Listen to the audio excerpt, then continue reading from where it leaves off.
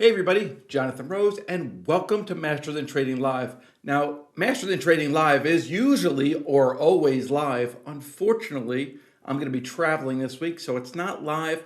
I'm filming this Saturday over the weekend. It is May 30th. I definitely still have a trade for you guys because whenever we get over 150 likes, we always share a trade of the day, and we've been getting over 150 likes now for 24 straight trading days. So thank you guys very much. I got a very cool trade for you. Also, our Convergence webinar is still open. I'm going to explain what that is, explain what that is, and I'm talking you through that a little bit. So here we go.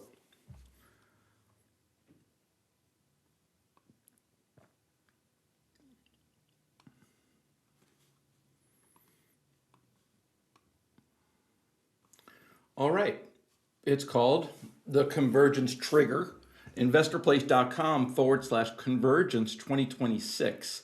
Make sure that you see that video while it's still live. Myself and the legend Marc Chaikin, very, very cool. So why did we come together? So the way that I trade, the way that I look for opportunity is I'm following the options market looking for smart money trades. So I'm looking for unusual option activity, big money placing these bets. After we find those, the software has the power gauge where Chaikin confirms that. The power gauge scores 4,000 plus stocks on 20 factors. When an unusual options activity name also scores bullish on the Chaikin money flow and the power gauge, that's confirmation. And then that's the convergence, both of us coming together, very, very exciting. So unusual options activity is just these large asymmetric bets.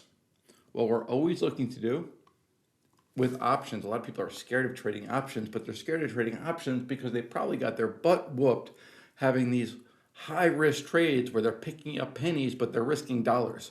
I always tell people, we want to risk $1 to make 5.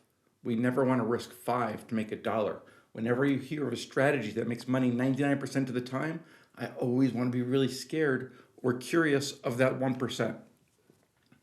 Once you get into a trade, it's really important to learn trade management. That's what we talk about in our community. And then hopefully you guys are joining us live every single day the market's open, 11 a.m. Eastern time on YouTube. The power gauge, again, went over this a little bit earlier. Chaikin money flow, and then 20 factors across 4 different categories. And I'm going to show you exactly how that looks on our advanced notice tool. Financials, earnings, it goes through technicals, and analyst ratings and the such. So this is where our tool is right now. I can actually pull it up live. Let's just do it this way.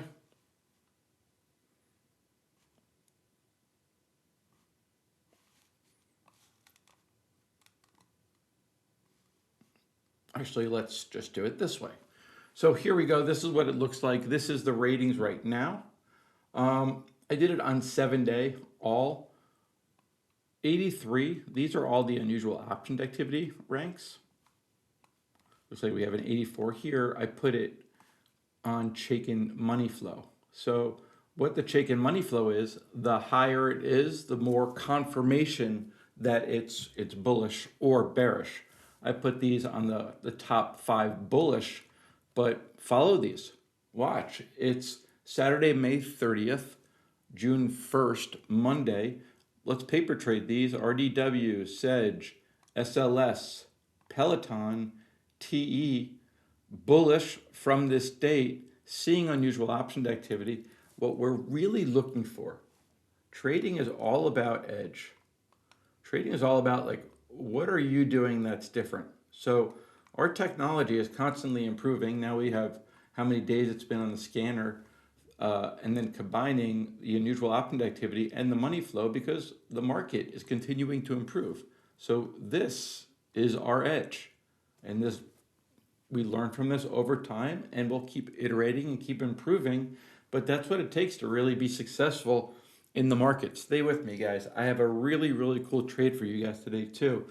So stay with me, and this updates too every hour during the trading day as well. So very, very cool.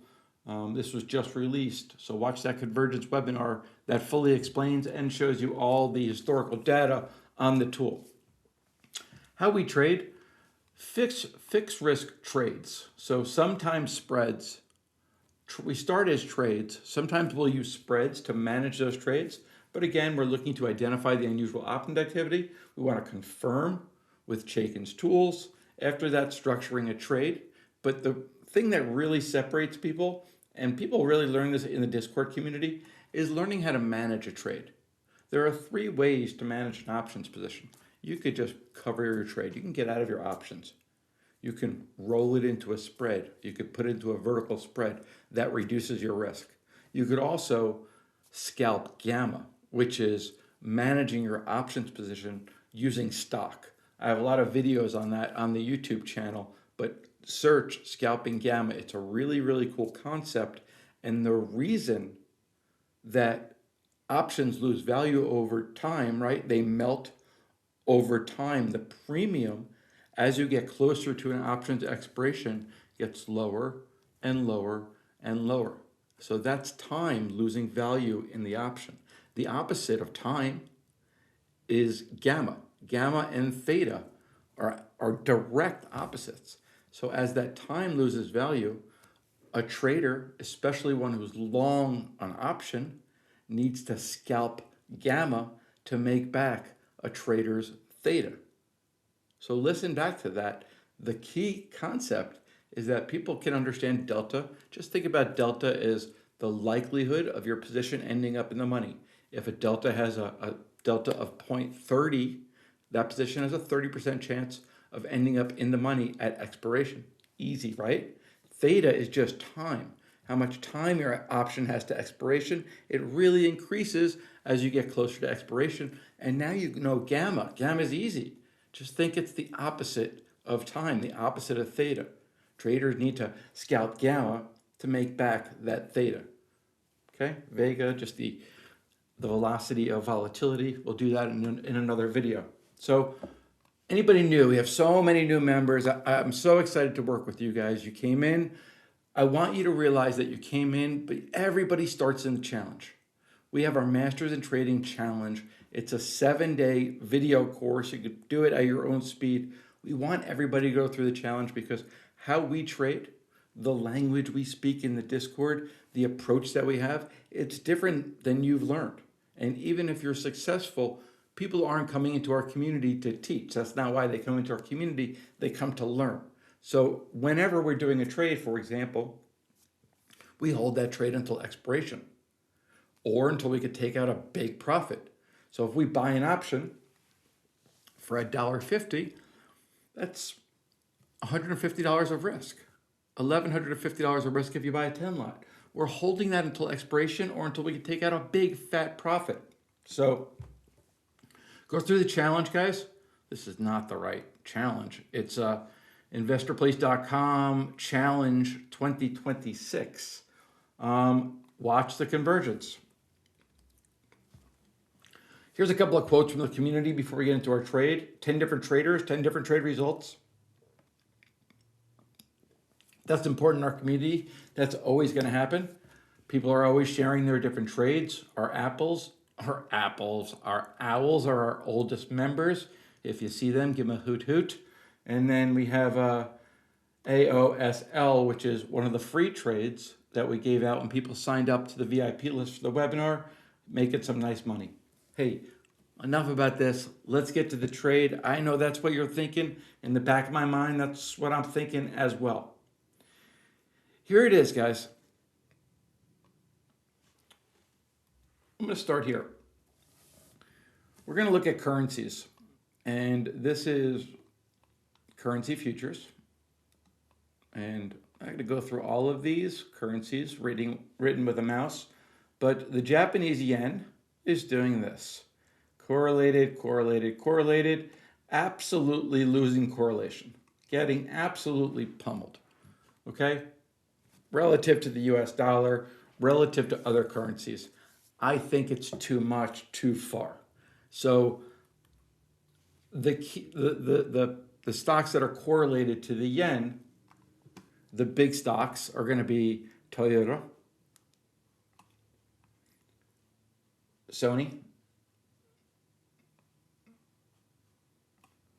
and Honda. I went through each of these. My favorite is Sony. And a lot of how we trade is, yeah, we'll use unusual option activity, but also big believer in the creative trader wins. Looking at things different than everybody else is looking at them. So that's why looking at relative value, here it might have been a good entry point. That might have been a good trade, but we were lucky that we didn't get into it. Here, fine. Now it's just getting just ridiculous. All these names getting absolutely pummeled. Here's what Sony looks like over a little bit of a longer term. These are our expected move bands. It's just volatility, really. Sony stays within these expected move bands 83% of the time. Right now, they're within their expected move bands, but a little bit on the lower end. I like getting long Sony. I like getting long Sony very much. Last trade, 21.57. Let's look at the options. Here we are in Sony. Now again, guys, these are our free trade that we're sharing on YouTube. If you just join the community, we have so many trades. The biggest mistake retail traders make is they trade too big and they trade too much. You're much better off trading these on paper. What does that mean? Writing down the trade. Prove to yourself that this works. Build the confidence. That way you don't get into this trade and then write me a nasty note saying, JR, you stink because the Japanese yen is getting weaker and weaker and weaker. It might. It's just at this point that September, 111 days, to me, this trade makes sense. Okay? You can go through yourself and look at where some of the open interest lies. Definitely a lot more on the call side. A little bit of juice here, not too much, but still, vol is not bad. It's 42%. It's not 90% or 120% like some of these stocks that are really flying. So what I like, guys, I like these 22 halves. I like these 22 halves. You get to hold the stock for 111 days. You can buy up to $1.60. No reason to all fight each other. If you don't like those, the 25, buy up to 90 cents. The 27 halves are too far for me. If you buy these for $1.60, you have $160 of risk. You could do a one lot. If you do a one lot, worst case scenario, I'm wrong. That's the most that you can lose. No harm, no foul, right? Or paper trade, or if you have more experience, I like the trade a lot. Maybe you want to do the 22s and maybe against the 30s, put yourself in a vertical spread right away. Not a bad way to take down the cost a little bit. Personally, I like just buying the calls when the trade starts working, when it's right and everybody hops in. Then the volatility gets higher. Then to manage the trade, we sell one of those upside calls. I think that's a pretty cool way to play it. So either way, have fun.